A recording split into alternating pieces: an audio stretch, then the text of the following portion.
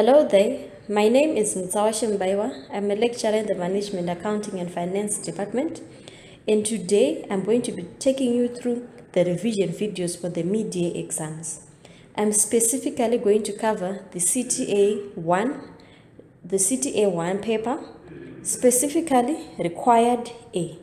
Required A says, with reference to the information in the case study, A, discuss the key strategic and operational risks faced by PTGS. In number 2, for each risk identified, describe the actions that can be taken by PTGS to mitigate these risks.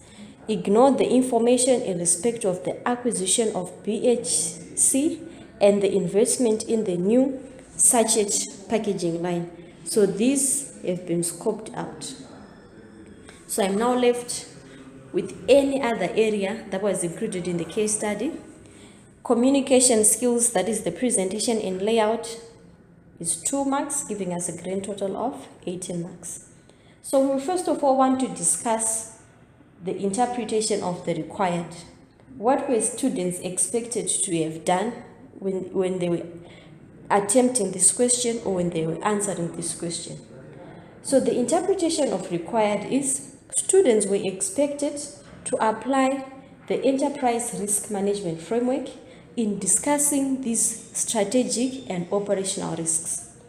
So strategic risks are those risks that relate to the formulation, implementation, and evaluation of a strategy of an organization, whilst operating or operational risks refer to those that relate to the optimal or maximum allocation and efficient use of resources to ensure uninterrupted and effective and efficient operations. So as we are going through the case study, we are supposed to identify these strategic and operational risks. After you've identified these risks, for each risk, you describe the action that you could have done to respond to these specific risks, which are what are known as the mitigatory actions. So that is the interpretation of the required. So as part of my task today, I'm going to discuss the common pitfalls that we noted when we were marking the exams as the examiners, and we try to discuss what could have possibly caused these common pitfalls. So to get more information on these common pitfalls, I kindly advise you to go through the exam report. Once you get your results, you get your scripts, also download the exam report to give an insight of what the examiners experienced and noted during the marking phase. It is going to help you in panel beating, for example, the type of responses you're supposed to give, and also help you in discussing from which context you were supposed to answer from. Now, the first common pitfall that we identified is identification of risks that were within the scoped out. So some included risks in respect of the acquisition of BHC, or even risks associated with the investment in the new sachet packaging line, which were scoped out from the required.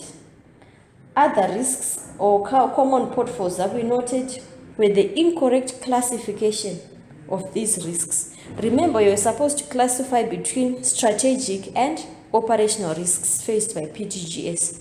So some students incorrectly classified strategic risks as operational risks and vice versa.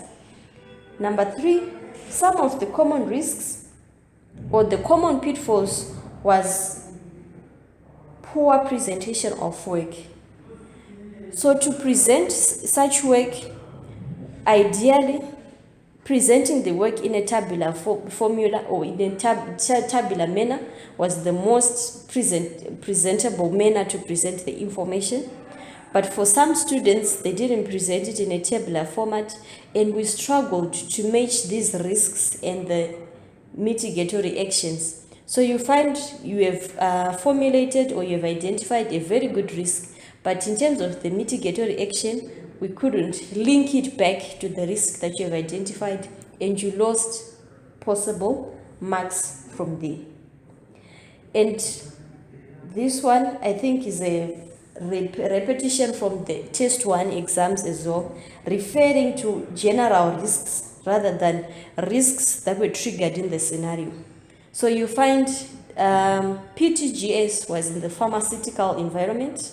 So some risks are common due to maybe you've experienced in the pharmaceutical industry. So some of these, the information that you gave as risks were not specifically triggered in the scenario, but you raised them because you were aware of the pharmaceutical industry.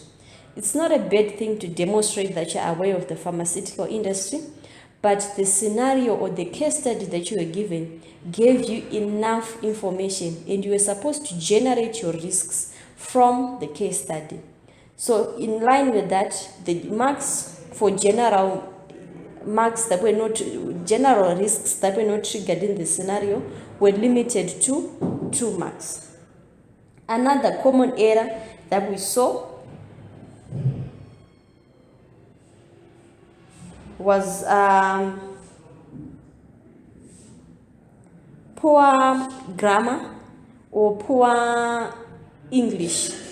So some students failed to express themselves in terms of the point that they were trying to generate, and even lost marks. Maybe they were going around in circle instead of getting straight to the point.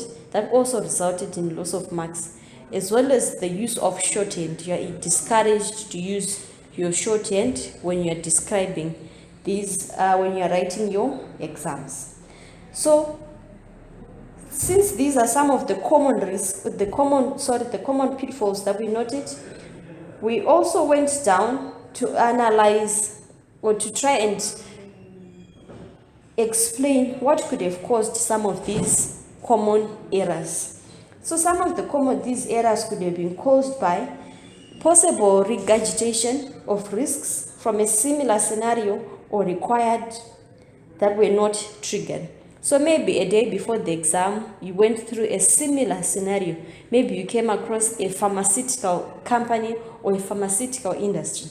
So you had a tendency of regurgitating those risks or those points that you borrowed from the other scenario, which were not triggered in this scenario. That could have been a possible cause why the errors were high.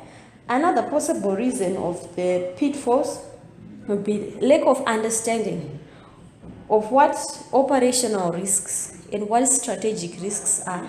So maybe you are asked describe the risks that maybe the typical exam scenario that you know of only wants you to discuss the key business risks that a company is facing, but not specifically identifying strategic and operational. So from there, we noted a lack of understanding lack of understanding of what operational risks are and what strategic risks are. And the largest possible cause for lack of interpretation or lack of understanding of what was required of this scenario was the lack of understanding of the business model of PTGS. So a business model essentially derives how a business functions. So it tells me who are the key partners, what are the customer segments that they have, what are their value propositions, who are their key customers, who are their key suppliers, what is their revenue structure, what is their cost structure. So failure to understand how PTGS operated in terms of its business model would have resulted in students raising invalid risks which are not related to the operations of PTGS. So that is a summary of what you were required to do and the common errors that we noted and what could have possibly caused the errors. I hope you learned one or two things on how you can approach or you can attempt a similar question. So when you're attempting this type of question, first of all, you break down the required as we have done. What were you specifically required? You were supposed to identify key strategic and key operational risks. You go back, what are strategic risks? Oh, these are risks that relate to the formulation and implementation of the strategy. And then, oh, what are operational risks? Those are the risks that relate to optimal allocation and efficient use of resources to ensure that there's uninterrupted operations and their efficient operations. So as you are going through and as you are reading through the information, you are able to pick, this is now strategic, no, this is now operational, because if this happens or this is likely going to happen, it is going to interrupt the normal operations of business. So likely this is an operational risk. No, likely this is a strategic risk. If you go through the suggested solution, you can be, if you use the same strategy or the same line of thinking that we have used in this revision video, you should now be able to go through and come up with some of the risks that we also identified when we went through the exam as well. So thank you for taking your time to go through this video. Please, like I mentioned earlier, please go through your scripts and try to find out what went wrong. Reattempt the specific required. You mark yourself. If you still have any further questions, even still after watching this, listening to this video, or after going through the exam report, please feel free to come through for a specific consult so that we can address the specific issues. Thank you. See you next time.